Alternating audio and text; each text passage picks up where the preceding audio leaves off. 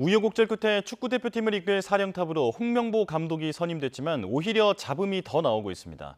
적절한 절차를 지키지 않았다는 내부 비판부터 결국엔 K리그 감독 돌려막기라는 지적까지 나오고 있는데요. 최동호 스포츠평론가와 핵심만 짚어보겠습니다. 평론가님 나와 계십니까? 예, 안녕하세요. 네.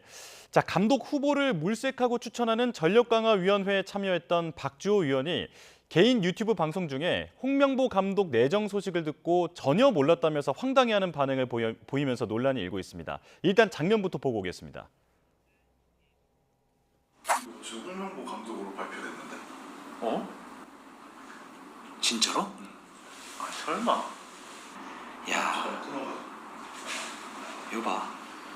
지금 박주호 전력강화위원회 멤버가 지금 3개월 정도 했죠. 3, 4개월.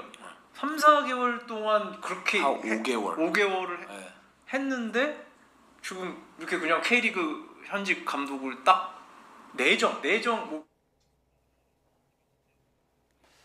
박주호 위원의 표정에서도 드러나는데 후보를 추천하고 심사하는 사람이 감독 내정 사실을 몰랐다는 게 선뜻 이해되지 않거든요. 어떻게 보십니까?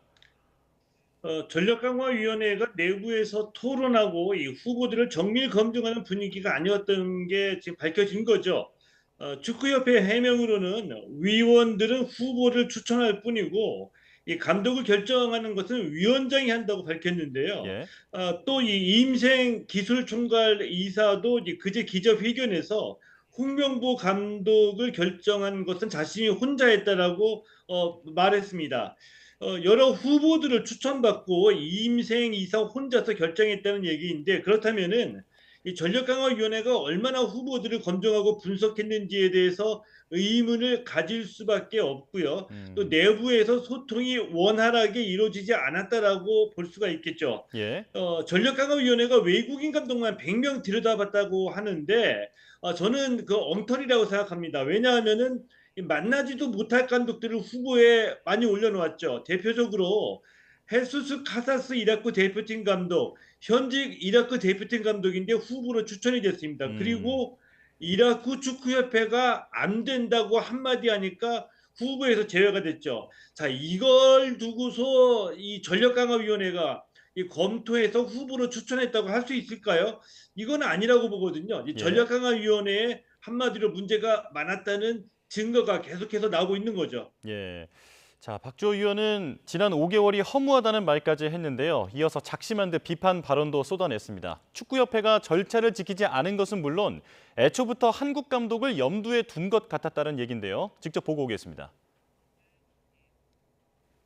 어떻게 보면 빌드업인 것 같아요. 왜냐하면 굉장히 그 회의 시작 전부터 그런 얘기를 계속해서 막 이어나갔어요. 국내 감독이 이제 국내 감독 해야 되지 않아? 이러면서 외국 감독님에 대해서는 설명할 때 이거는 안 좋고 저건 안 좋고 뭐 이런 얘기를 쫙 해요. 근데 국내 감독님한테 그런 게 아예 없어요.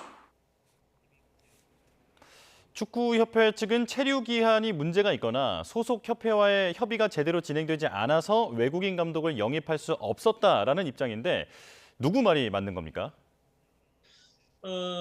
당초부터 이 홍명보 감독이 내정이 됐었다 또는 내국인 감독으로 선임하려고 했었다. 외국인 후보 감독은 들러리였다는 주장이 많이 나오고 있죠. 그런데 제가 알기로는 그렇지는 않습니다. 물론 이 전력강화위원회 위원들 중에서 국내 감독을 선호하는 분들이 계시니까 이 국내 감독을 주장할 수는 있습니다. 또 하지만 이 전력강화위원회 시작할 때 외국인 감독으로 간다는 것은 일종의 대명제였고요. 정몽규 회장의 뜻이었던 걸로 알고 있습니다. 정혜성 위원장도 그렇고요. 이임생 기술총괄이사도 국내 감독으로 가야겠다라고 결심하게 된 배경은 이 전력강화위원회가 무능했기 때문인데 예. 이 말은 무슨 말이냐 하면은 원하는 수준의 외국인 감독을 영입할 만한 정보력과 협상력이 부족해서 최종 후보들 만나서 얘기를 해보니까 이거는 안 되겠구나. 우리가 영입할 수가 없겠구나. 실감을 하게 된 거고요. 이것을 실감하고 난 뒤서부터 어쩔 수 없이 마지막 카드로 국내 감독을 생각하게 됐고 국내 감독 중에서는 김도훈 감독도 그랬고 황선홍 감독도 그랬고 모두 다 거절했기 때문에 마지막 카드로 홍명보 감독을 선택하게 됐다라고 봅니다. 예. 자, 지금 전력강화위원회가 비정상적으로 운영됐다 비판을 해주셨는데, 자, 축협은 박주호 위원에 대해서 비밀 유지 서약을 어겼다면서 법적 대응을 예고했습니다. 전문가로서 이게 지금 법적 문제가 있어 보입니까?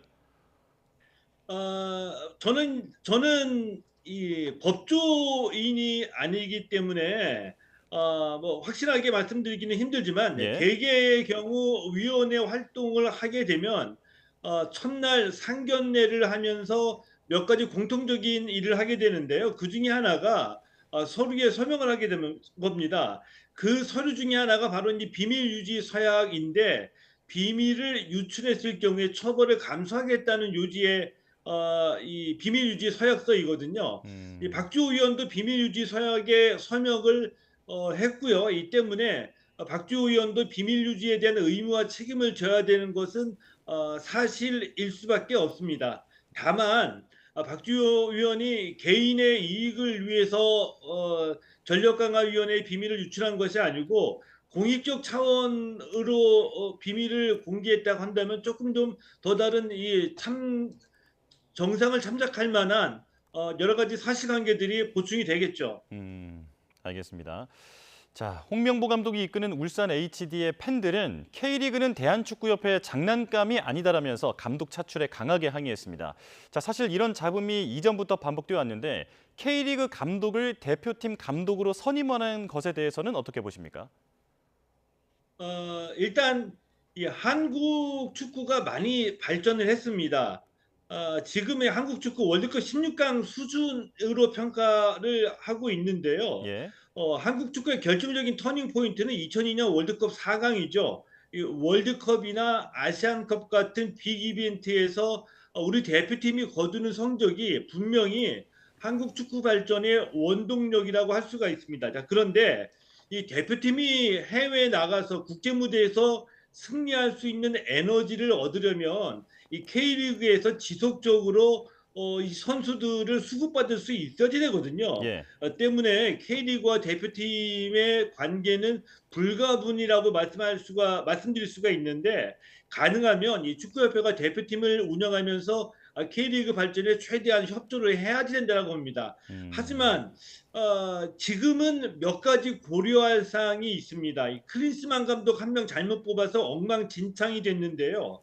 자, 앞서 말씀드린 대로 축구협회와 전력강화위원회가 무능해서 원하는 수준의 외국인 감독을 뽑지 못했습니다. 네. 지금까지의 과정을 되돌아보면 지금 축구협회 전력강화위원회의 능력으로는 원하는 수준의 외국인 감독 영입하는 거 불가능해 보입니다. 자, 그렇다면 싫으나 좋으나 이제는 국내 감독밖에 없는 상황인데 지금의 이런 특별한 상황을 고려할 필요는 있다라고 봅니다.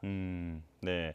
자, 마지막 질문인데요. 조금 짧게 부탁드리겠습니다. 홍명보 감독이 곧 직접 입장을 밝힐 것으로 전해졌는데요. 어떤 이야기를 할까요?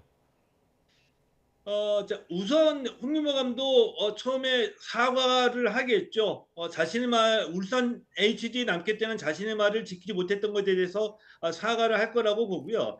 그 다음에 왜 자신이 대표팀 감독직을 수락했는지에 대한 설명을 할 겁니다. 아마도 책임감과 관련된 얘기 그리고 2014년 브라질 월드컵에서의 부진을 회복할 수 있는 명예 회복을 얘기하지 않을까 싶거든요. 예. 한 가지 말씀드린다면 만약에 저는 그럴 가능성은 없다라고 보지만 홍명도 감독이 축구 팬들과 축구인들의 비난과 비판 때문에 대표팀 감독에서 만약에 물러난다고 한다면 오히려 더 대혼란을 불러일으킬 것이라고 생각을 합니다. 예. 홍명보 감독마저 물러나게 되면 이거 마지막 카드였었는데 또다시 이 한국 축구가 여러 가지 위기를 겪으면서 시간을 낭비하게 된다라고 보고요. 지금으로서는 대표팀 감독 선임하고 대표팀을 하나로 다시 재출발할 수 있는 마지막 기회라고 말씀드리고 싶습니다. 예, 예. 자, 여기까지 듣겠습니다. 최동호 스포츠 평론가와 함께했습니다. 고맙습니다. 예, 고맙습니다.